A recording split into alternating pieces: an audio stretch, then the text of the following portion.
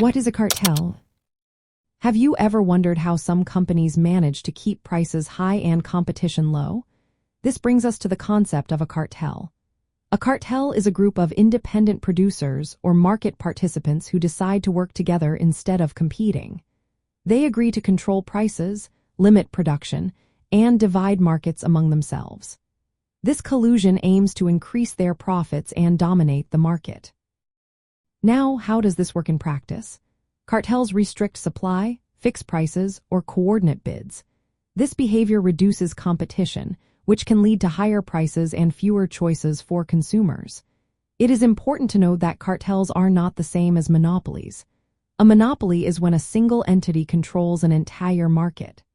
In contrast, a cartel consists of multiple entities that act together to behave like a monopoly. However, cartels are often unstable.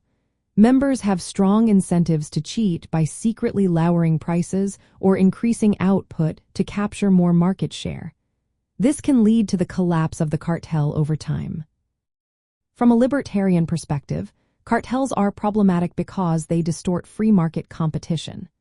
Libertarianism values voluntary exchange and competition as the best ways to create efficient markets and drive innovation. Cartels, on the other hand, relying on collusion and coercion, which goes against the principles of a free market. In a truly free market, participants compete based on merit and consumer preference. Libertarians argue that cartels often arise due to government intervention. Regulations, licenses, and subsidies can limit market entry and protect existing companies. Without government involvement, competition would naturally prevent cartels from forming.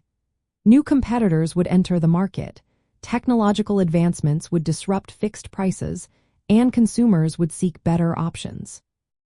In practical terms, libertarians advocate for minimal government interference.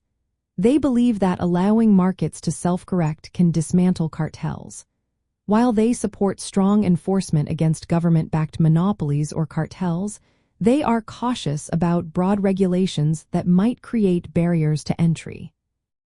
Examples of cartels include the Organization of the Petroleum Exporting Countries, which coordinates oil production to influence prices. Historical domestic cartels have been broken up by courts for similar reasons.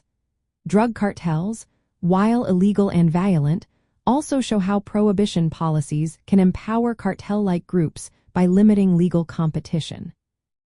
In essence, a cartel is a collusive agreement among independent producers to manipulate market conditions for their benefit. This behavior conflicts with libertarian ideals of free competition and voluntary exchange.